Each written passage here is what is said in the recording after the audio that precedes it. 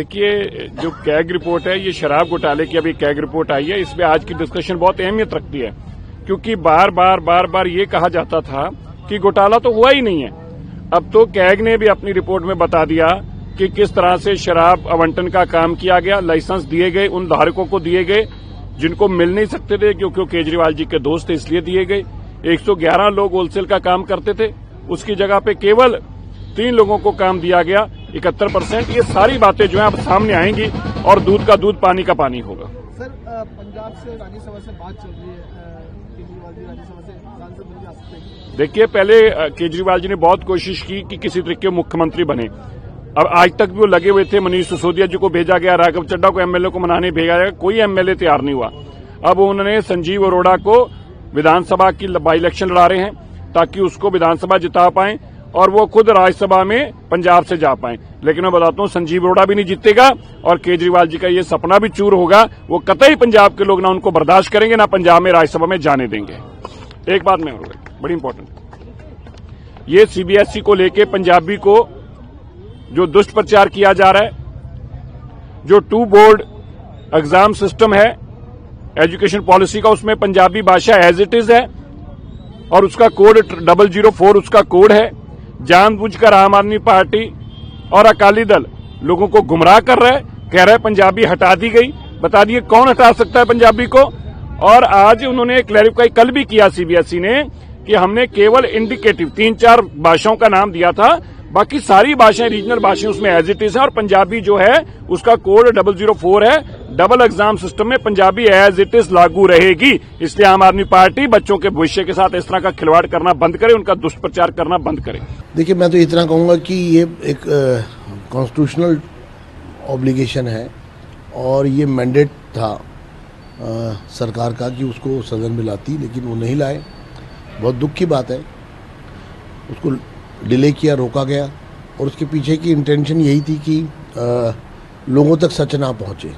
इधर संदीप दीक्षित ने व्यापक जांच की मांग की है इस शराब नीति घोटाले में और कहा है कि भाजपा का रोल भी सवालों के घेरे में है। एक तरीके से मिली भगत वो बताते हैं भाजपा और आप में।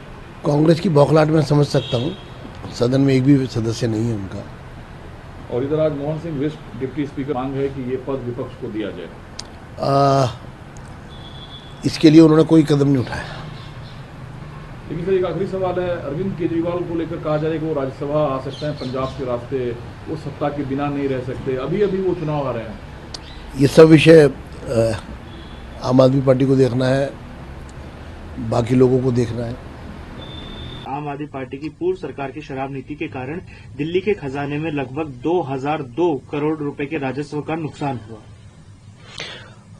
देखिए, वाकई में दुर्भाग्यपूर्ण है और मैंने चुनाव प्रचार के टाइम भी ये चीज कहा कि पहली बार पूरे देश के इतिहास में ये पहला इंसिडेंट है जहां सीएजी ने लॉस को क्वांटिफाई किया है और बहुत बड़ा फिगर है ये। 2000 करोड़ जो है वो किसी भी एंगल से कम नहीं है। तो मेरे ख्याल से आम आदमी पार्टी को स्पष्ट करना चाहिए कि ऐसे क्या उनकी मजबूरियां थी कि इस प्रकार की नीति वो लेके आए, जिससे बहुत गलत मैसेज गया और सरकार को, क्योंकि सरकार का पैसा जो है वो जनता का ही पैसा है, तो जनता का पैसा जो है इस प्रकार से क्यों इसका दुरुपयोग क्यों किया गया। देखिए, वो जाने को तो कहीं भी जा सकते हैं, लेकिन बड़ा सवाल ये है कि जब दिल्ली की जनता ने झूठ की राजनीति को ठुकरा दिया है, अपना चुनाव वो खुद हार चुके हैं, तो क्या ऐसी कौन सी उनकी मजबूरी है कि वो फिर दोबारा, राज्यसभा तो इनडायरेक्ट इलेक्शन है, कोई डायरेक्ट इलेक्शन तो है नहीं इलेक्टोरेट का, जनता जो है इनडायरेक्टली चुनती है। तो जब दिल्ली में खुद अपना चुनाव वो हार चुके हैं तो उनको इस चीज का इंट्रोस्पेक्शन करना चाहिए कि क्या फिर दोबारा डायरेक्टली नहीं जाने के बाद इनडायरेक्टली वो जनता के रिप्रेजेंटेटिव बन के राज्यसभा में बैठना चाहेंगे। तो ये एक बहुत बड़ा सवाल है। मेरे ख्याल से आम आदमी पार्टी जिस प्रकार की राजनीति करना चाह रही थी, जो झूठ की राजनीति करना चाह रही थी, जिस प्रकार से आम आदमी पार्टी का जन्म हुआ कुछ बहुत ही बेसिक चीजों को लेके कि ईमानदारी की राजनीति करेंगे, लोगों के बीच रह के राजनीति करेंगे, लोगों के काम की राजनीति करेंगे। तो ये इन सभी, मैंने तो बार बार ये कहा है कि इन सब चीजों से आम आदमी पार्टी कहीं ना कहीं भटक चुकी है। तो ये समय है आम आदमी पार्टी को मंथन करना चाहिए और समझना चाहिए कि झूठ की राजनीति बहुत दिन नहीं चलेगी। और मुझे कहीं ना कहीं ऐसा आभास हो रहा है कि दिल्ली में जनता ने झूठ की राजनीति को ठुकरा दिया है। बहुत जल्द पंजाब में भी इस जो झूठ की राजनीति है इसको भी वहां पंजाब की जनता जो ठुकराएगी। जिन्होंने सदन पर कैग की रिपोर्ट को रखा है और इस कैग रिपोर्ट में जिस प्रकार की खामियां हैं, जिस तरह के भ्रष्टाचार इसमें उजागर हुए हैं, जिस तरीके से इन्होंने अपने लोगों को, अपने सगे संबंधियों को फायदा पहुंचाया है, आज उस पर चर्चा होगी। और इस आम आदमी पार्टी के मुखिया केजरीवाल और इनकी पूरी कैबिनेट का चेहरा भी उजागर होगा कि कहां कितने बेईमान ये लोग हैं, किस तरीके से डबल चेहरे के साथ दिल्ली के लोगों को इन्होंने लूटा है। जो दिल्ली के लोगों का पैसा दिल्ली की भलाई के लिए लगना चाहिए था, दिल्ली के स्कूलों के लिए लगना चाहिए था, दिल्ली के अस्पतालों के लिए लगना चाहिए था, दिल्ली की सड़कों को ठीक करने के लिए लगना चाहिए था, वो सारा का सारा पैसा इन बेईमानों की जेब में गया है। और ये जेब में जाने के कारण से जो दिल्ली को राजस्व की हानि हुई है, 2000 करोड़ से ऊपर का जो हानि राजस्व की हुई है, इसका जवाब इस सदन में चर्चा के माध्यम से आम आदमी पार्टी की सरकार को देना पड़ेगा।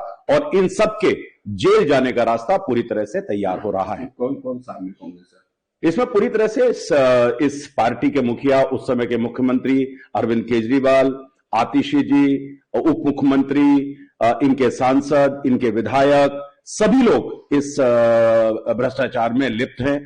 और जो इनके सगे संबंधी हैं, जो कार्टेल वाले लोग हैं, वो सब लोग जेल जाने की तैयारी में रहेंगे। सर, मुस्तफाबाद के जो बिष्ट जी हैं विधायक, उनको डिप्टी स्पीकर बनाया जाएगा, क्या कहेंगे? मैं बधाई देना चाहता हूं उनको निश्चित रूप से कि उनको नामित किया गया है और आज उनका आज चुनाव भी होगा और वो डिप्टी स्पीकर बनेंगे।